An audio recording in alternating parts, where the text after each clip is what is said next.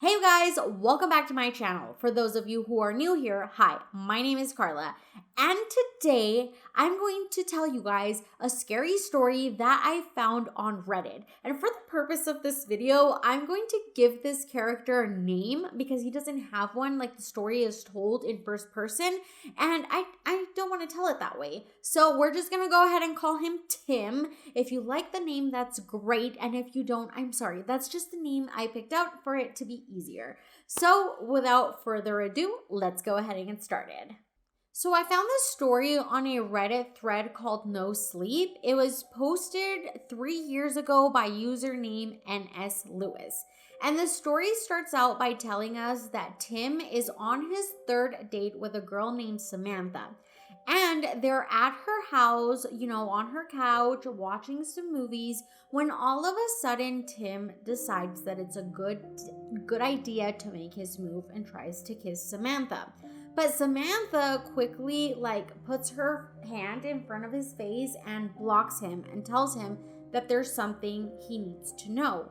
So very quickly, Tim is in his head thinking that she's gonna tell him that she's not ready for a relationship or doesn't want a relationship and has nothing to do with him, and that typical thing. But he still wants to know what she has to say, so he just is like, okay. And then Samantha proceeds to tell him that she has a removable face. And Tim is like, okay, so that's a new one. I've never heard that one before. And he is still caught off guard. So he's like, you have a what now? Obviously he thinks that this is a joke and wants to laugh, but sees that Samantha just has this deadly expression, and he automatically is like, okay, so this isn't a joke. And so Samantha repeats herself and tells him, I have a removable face. So Tim is like, is that like a metaphor or something? And Samantha is like, no, my face is literally removable. So she tells him to look closely, and she does this, she traces her jawline to show, that, there's a seam there. Okay, so he leans in, but before he sees the seam, he does say that he, is admiring her neck, and then just analyzes it and sees that yes, there is this unnatural transition from her throat to her neck, right? Okay. Obviously, Tim is overwhelmed with all of the questions that he has about the situation. So obviously Samantha tells him don't bother asking me any questions because I can't tell you about it, and if that's going to be a problem, then you need to go now. So she's just telling him this because she really likes him and wants to take the next step, but the situation with her face is just non-negotiable. Obviously Tim is okay, so you have a removable face, who cares? It doesn't matter. It looks good. So Samantha tells him that there's something else he needs to know, and she proceeds to tell him that once a day she needs to remove her face and disinfect the inside. This takes her about an hour or a little more. It just depends on the days she's had. She does warn him that during this time that she is cleaning her face, he is never to look at it. He can never see her real face.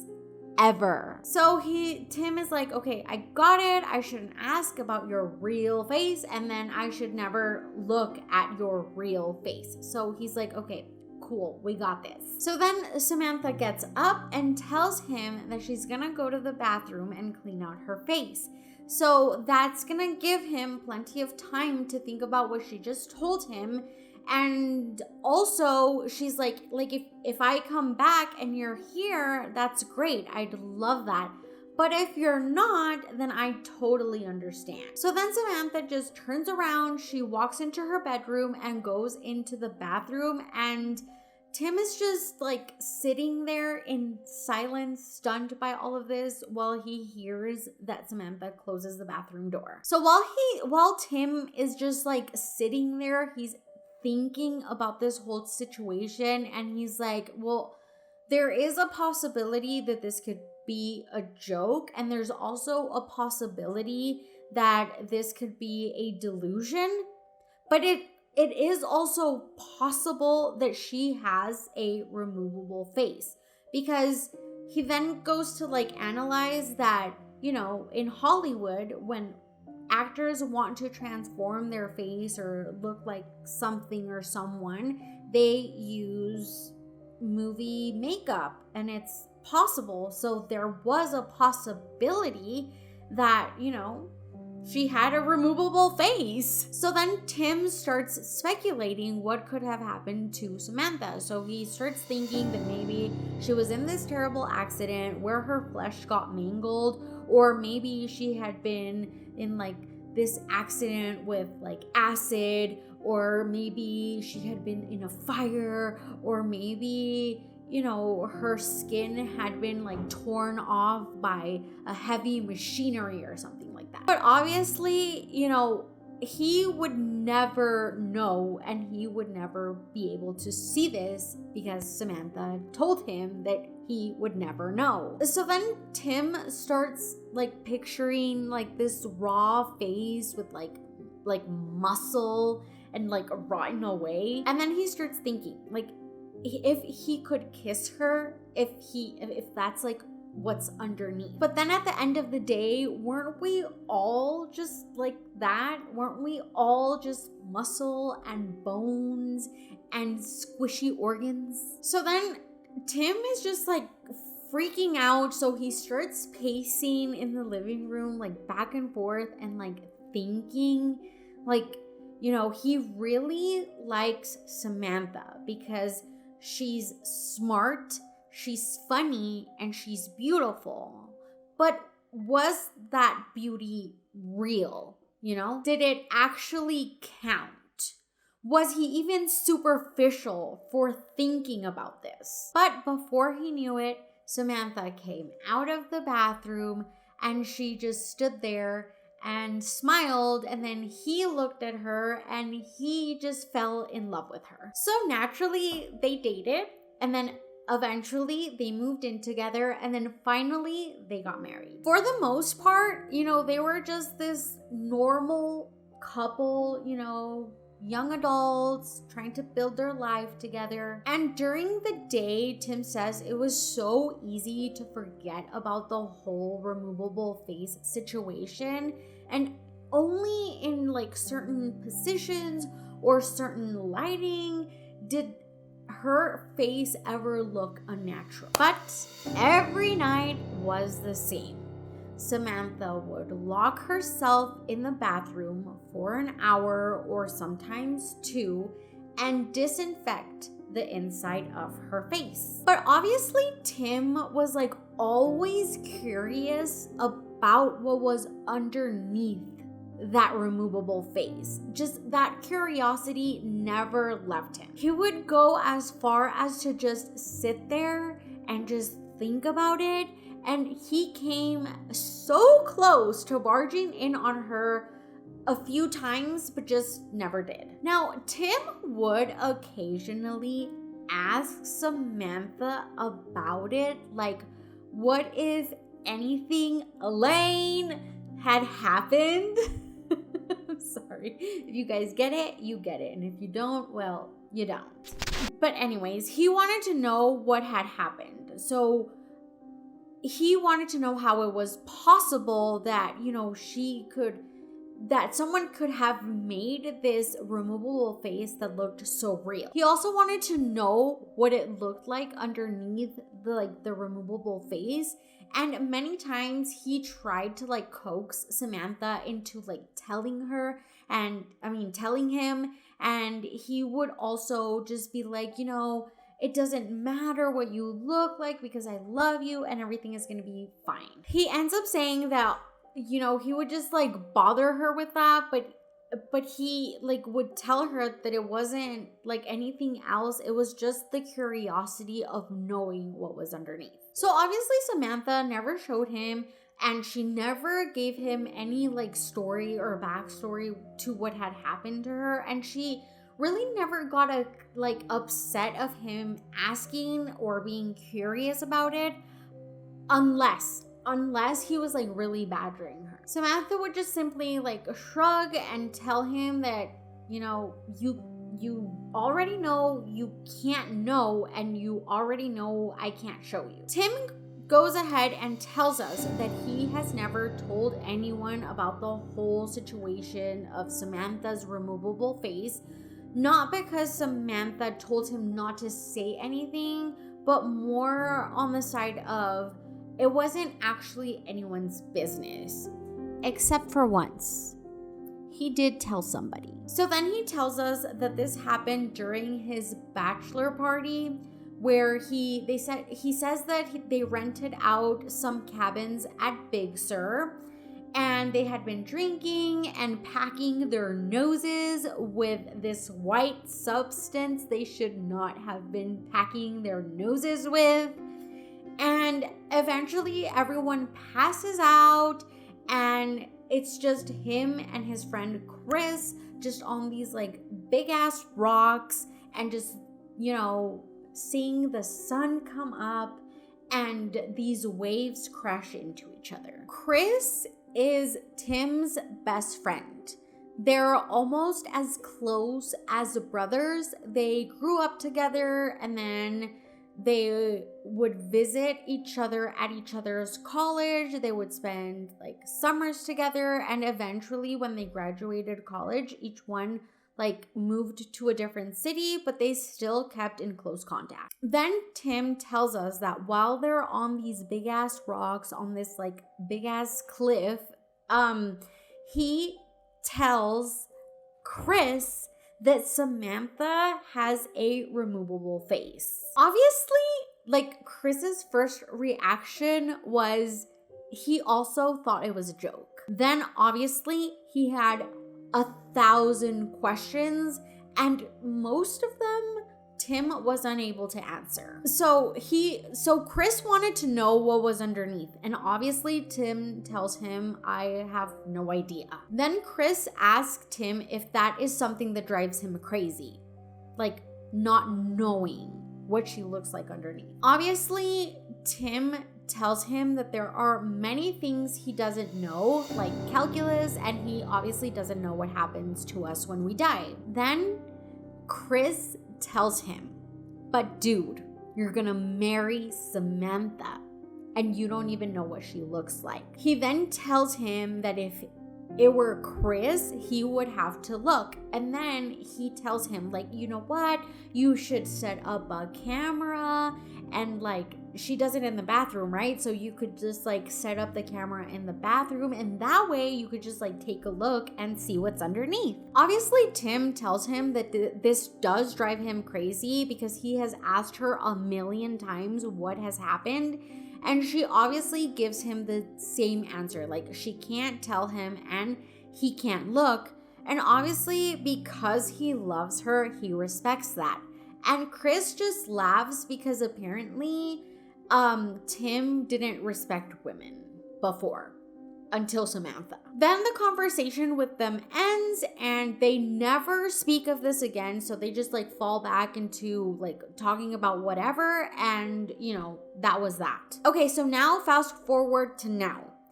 Tim tells us that Chris is actually in town for a week because of work. So he's going to be spending the weekend at Samantha's and Tim's house. He does tell us that the conversation at Big Sur about the whole removable face happened 4 years ago, and they never spoke about it again. So Tim lived in another place and Chris lived in another place, and they still communicated, but they never talked about that. And then on a Saturday evening, while Samantha, Chris, and Tim are in the backyard just being lazy, you know, just hanging out, drinking some beers, and they had just finished eating some steaks. Tim receives a text, and then Tim says that he has to make a phone, like a work call. And Samantha is just like, really, on a Saturday, Tim? And he tells her that this is like his best client, so he really has to take this. And it's really funny because he says that Samantha raises an artificial eyebrow, and she's like, okay, you go do what you have to do. Samantha then says that she's going to go clean up, and she even asks Chris if he's okay to just like hanging out by himself for a little while. Chris says that it's gonna be fine, that he actually wants to like finish his beer, and then he has like some weeds he wants to pull out of like this little tomato thingy that they have, because he knows that Tim isn't going to get around to it, and those weeds are actually choking the tomatoes. So then Samantha leaves to the bathroom, and Tim goes like to this side yard to make the phone call that he needs to make. Then all of a sudden, while he's on the call with his client, he hears this wailing of his wife and his best friend coming from the inside of the house. So obviously he just like runs into the like inside the house, and he runs to the master bedroom and sees that the door to the master bedroom is open. And also he sees that the bathroom to the master bedroom is also open. He doesn't even get inside the bedroom when Samantha starts screaming that he needs to get an ambulance because Chris looked. He freaking looked. And she then yells like, don't come in here. Obviously, Tim was like really curious of just like going in there because he wanted to see what was going on. But then at the same time, he came to the realization that Samantha didn't want to show him what was underneath, not because of like vanity reasons, but because she wanted to protect Tim. So then Tim sees Chris walking like backwards out of the bathroom and sees that Chris has like this strained out paper clip that he used to pick the privacy lock to the bathroom. And then he sees Chris start stabbing himself in the eyes again and again and again with this strained out paperclip. And at the same time, Chris is just like yelling gibberish. You can't even understand what he's saying. Obviously, Tim is like, he was like in complete madness, and this actually turned his stomach just to see his friend going through this. At the same time, Samantha is out here like yelling, call a fucking ambulance. He looked, please call an ambulance. Tim then like quickly runs to like the side yard and grabs his cell phone that's on the freshly mowed lawn. And he just like picks up his cell phone, and the client is still on the line and is like asking like, what's going on? Why is everyone screaming? Hello? And Tim just like hangs up on him and right away calls 911. So when the paramedics arrive, Chris is in the hallway having a seizure, and Samantha is like sitting next to him and like grabbing his like head and obviously trying to comfort him. And Tim says that he sees that Samantha like really quickly put on her face and it looked crooked. Tim tells us that the past week has been super dark for him. So first of all, Tim's best friend is in a psychiatric hospital under suicide watch. He says that Chris is completely blind and unresponsive for like the most part, but then he does have like these violent episodes and just starts talking nonsense. Tim says that the doctors are very optimistic and think that this is just like a temporary situation that Chris is in. But obviously, they don't know the truth of what happened. Because Tim told the paramedics that Chris had taken a bunch of like mushrooms and he had fallen into the psychosis. Tim said he saw no good reason to tell the paramedics of what had actually happened because, like, if things went well, they were just going to be under some sort of long investigation. But if shit went wrong, then and they told him what had happened, Samantha was going to have to prove the fact that Chris had gone crazy after seeing her. And obviously, Samantha was not going to want to do that. And obviously, Tim is like, if she shows her face to someone else, this is going to be something that's going to repeat. And they obviously don't want that. And he says, and Samantha obviously is going to not want to go through with it. Like, it doesn't matter what the consequences are. It doesn't matter if they like throw her in jail. She's not going to show anyone. Tim then received a follow-up phone call from the police because the hospital didn't find any trace of psilocybin in Chris's body. But Tim does say that it isn't uncommon because it does have like a short lifespan inside the body. Now, he says that if they were to like do a hair test, then they were going to figure out that he had never taken shrooms and then he was going to be in a lot of trouble. But he wasn't really worried about that right now. He does say that Samantha is in a state of her own.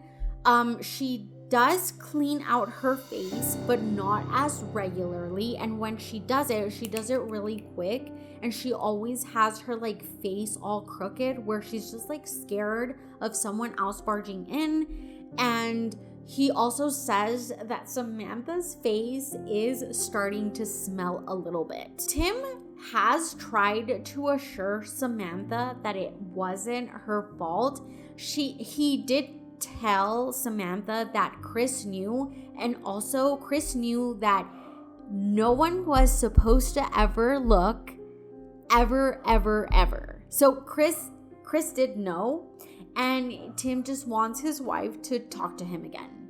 Obviously, Samantha is like, he went crazy after seeing my face. How is it not supposed to be my fault? And she does ask him to just leave her alone for a little bit. Now, as for Tim, he does say that he's trying to keep it together with the whole situation of Chris and his wife. But he says that the strange thing is that despite everything that Chris went through after seeing his wife's face, or Samantha's face, Tim is still curious to know what's underneath his wife's face. He's more curious than ever. So that was today's story. I hope you guys enjoyed it. I did like it a lot. I hope I'm not missing any details. I wasn't really expecting the story to like take that turn or like that route.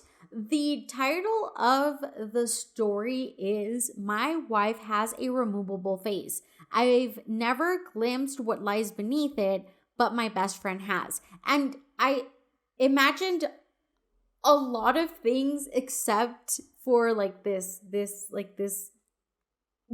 story, okay? I imagined many things except for this. So I hope you guys enjoyed it as much as I did.